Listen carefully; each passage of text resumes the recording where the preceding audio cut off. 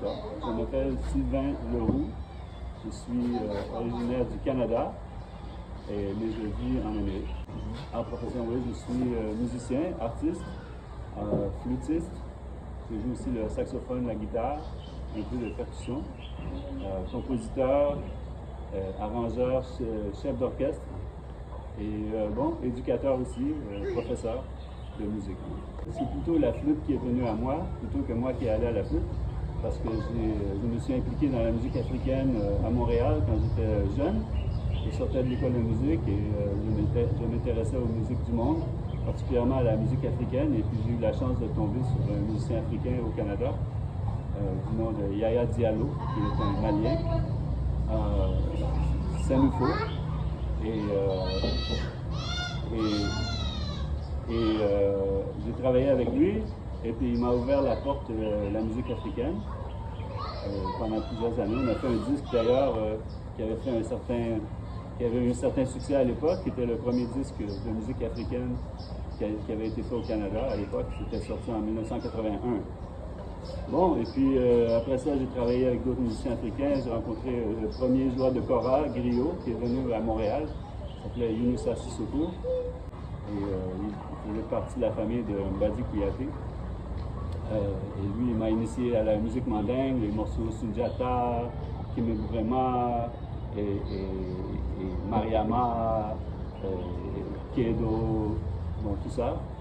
Et bon, après ça, pendant plusieurs années, j'ai exploré un peu de moi-même, de mon côté, la musique africaine. Mais des années plus tard, je suis tombé sur une jeune joueur de chorale, Nathalie Dussault, qui venait étudier la chorale en Guinée, dans la famille de Mbadi Kouyaté d'ailleurs. Et elle travaillait avec un groupe au Canada qui a gagné des prix qui s'appelait Takadja. Et elle m'a dit « Ah, Sylvain, tu jouais bien la musique avec Yunusa Sissoko à l'époque. Moi, je venais de te voir, j'étais toute petite.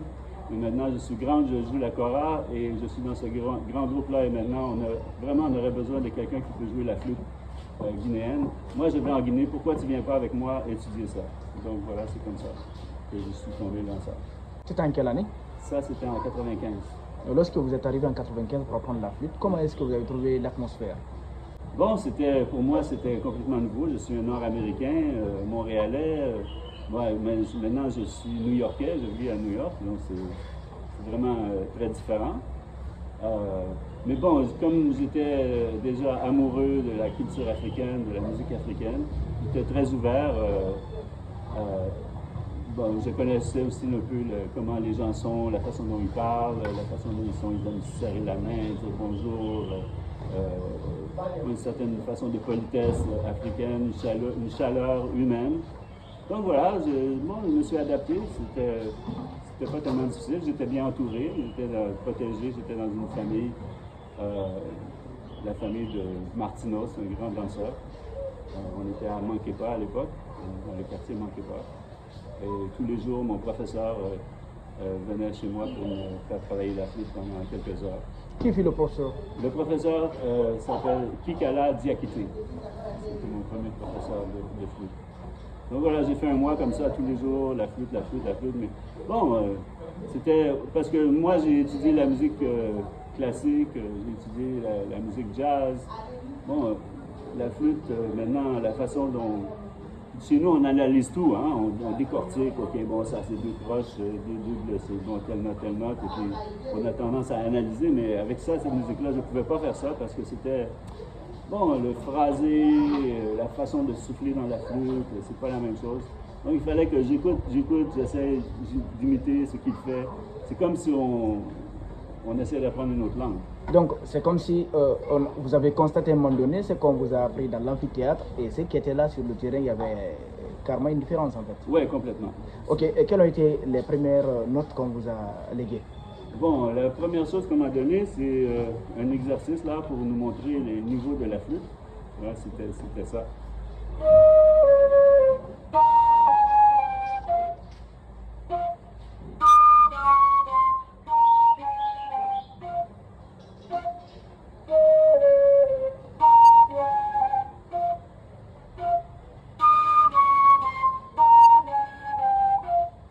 donné ça d'abord. Donc là, on voit les différents niveaux de la flûte. Après, il m'a donné le prochain morceau, c'était Sundiata.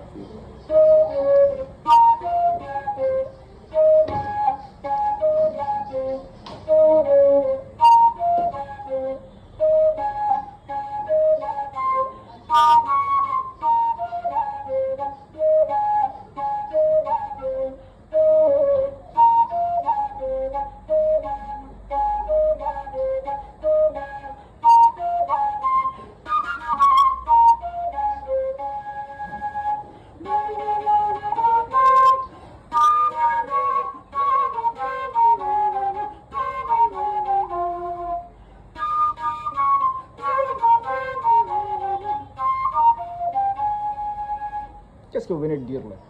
Qu'est-ce que je viens de dire? Oui. Bon, je chante seulement la mélodie. Je n'ai pas parlé des paroles. Mais quand même, bien que c'est une mélodie, mais est-ce qu'on vous a pas dit peut-être que voilà le message qui est derrière cette mélodie? En fait, pas vraiment, non. Non. Souvent, j'essayais de me faire expliquer. Bon, parce que par la suite, quand je suis revenu à New York, je suis tombé dans vraiment un mouvement d'immigration de la Guinée en particulier, mais de l'Afrique francophone en 95. Beaucoup d'artistes, pas juste des artistes, mais des gens de ces pays-là, Côte d'Ivoire, Sénégal. Les Sénégalais, ils étaient déjà là, mais bon, les Maliens, les Guinéens ont commencé à arriver beaucoup, dont des musiciens, dont des griots. Et puis moi, évidemment, j'étais dans la culture, je me suis associé à eux, donc j'ai beaucoup travaillé avec eux. Souvent, je leur posais des questions. Bon, qu'est-ce que ça veut dire? C'est quoi ça? Ah, ils ne savent pas. Ok, justement, on revient toujours en Guinée. L'apprentissage a duré combien de temps? En Guinée, initialement, j'ai fait 1 mois. Après ça, bon, j'ai travaillé de moi-même. J'avais enregistré des choses, j'ai travaillé avec des enregistrements, essayé de capturer. Il y avait particulièrement une sonorité là, qui était un peu difficile pour moi d'attraper. C'était ça ici.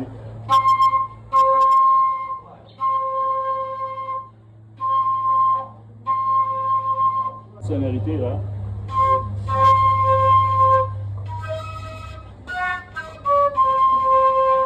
Ou bien ici. Donc ça m'a pris à peu près 1 an, hein?